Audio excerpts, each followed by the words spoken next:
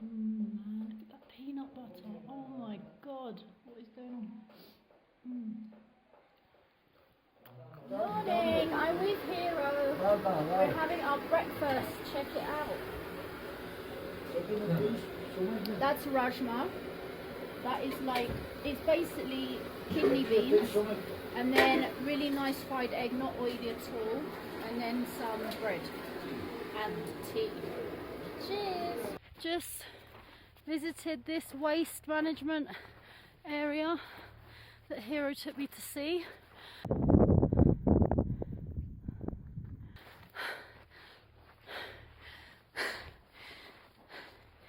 You literally have to climb up mountains here. Oh god. So it's like super boiling. I've got tons of clothes on.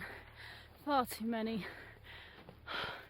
I'm wearing a woolly pinafore, I'm wearing a rub, feather light jacket. Oh my god. Up there, JCBs, they're just emptying the ground and then they're fixing the floor. So they're shipped in from Bihar, hundreds of them in the back of lorries, to build the roads for the Indian government to access. I thought I was a good reverse driver.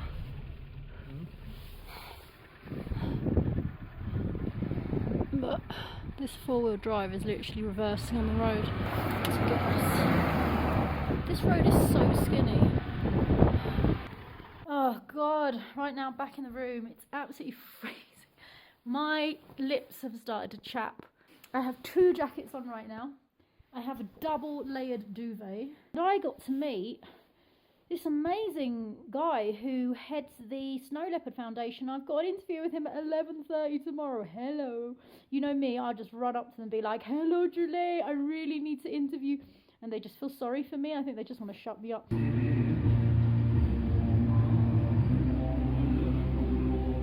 So look it, tell people, what is that in front of you?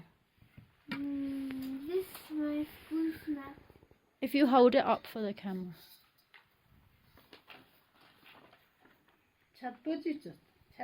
Hey, you designed that from your own memory, is that right? Yes. This child. It's very social here because it's like super cold. So, well, not super cold all the time, but in general it's like a survival place. So, like who I'm transcribing in my interview saying, it's all about community and connection emotionally, physically, mentally, that keeps people going really. It's all a big mind game, isn't it? Like, even with a cold, you think, oh, it's freezing, but actually it's not that cold, it's just your head saying that. You know, we're interviewing about the need for a road and stuff like that, and actually, you know, a lot of the things that are put in place to encourage that are concepts that are made up, to link to suffering, right? Like isolation and, you know, inferiority. But my thing is like, I need to go and finish my film and stuff, and then when I start asking for help, when people are quite busy here and maybe times are missed and stuff, I start getting stressed and annoyed and upset, and I realise that that's what's going on. Let me see if there's like food in this place. Well, let me get some shampoo first. I realise that's what's going on, because it's like I then start getting more flour. Wait, my friend's here. It's such a small place here. Just bumped into my friends that I went to have dinner with last night, which was really nice.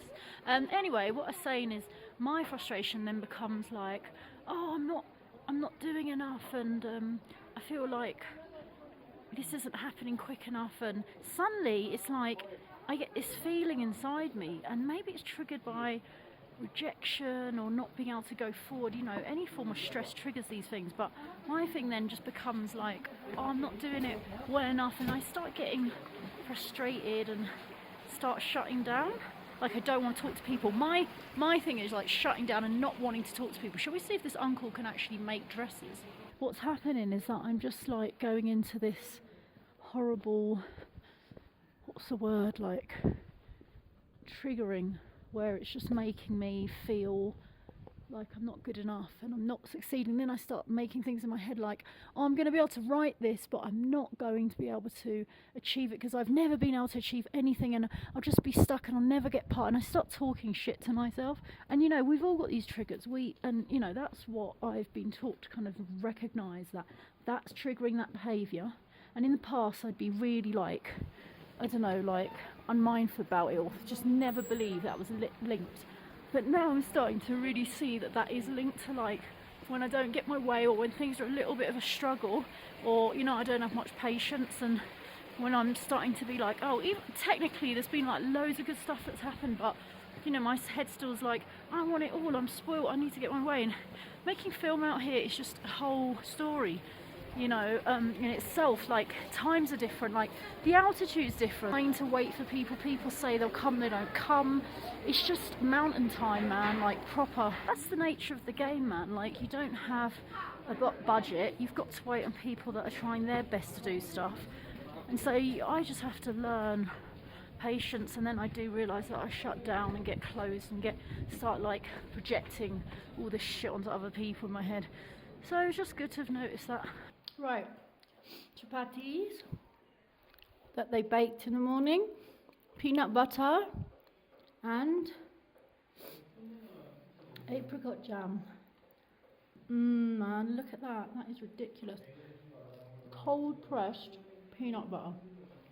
I've got nut kernel butter.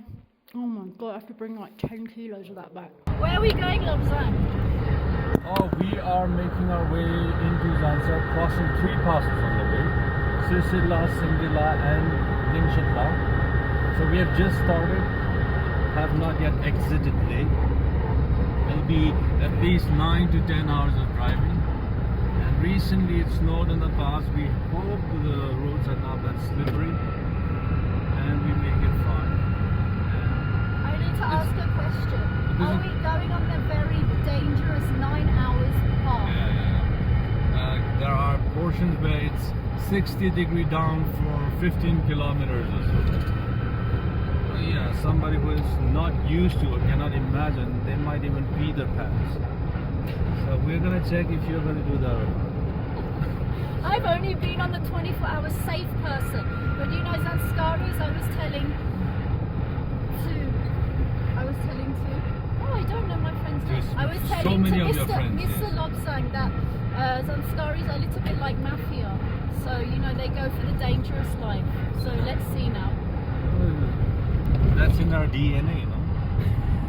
And we have been surviving. The only lifeline for us has been traveling on the frozen river for 3 months in the harshness of the winter, sleeping in caves. What do you expect?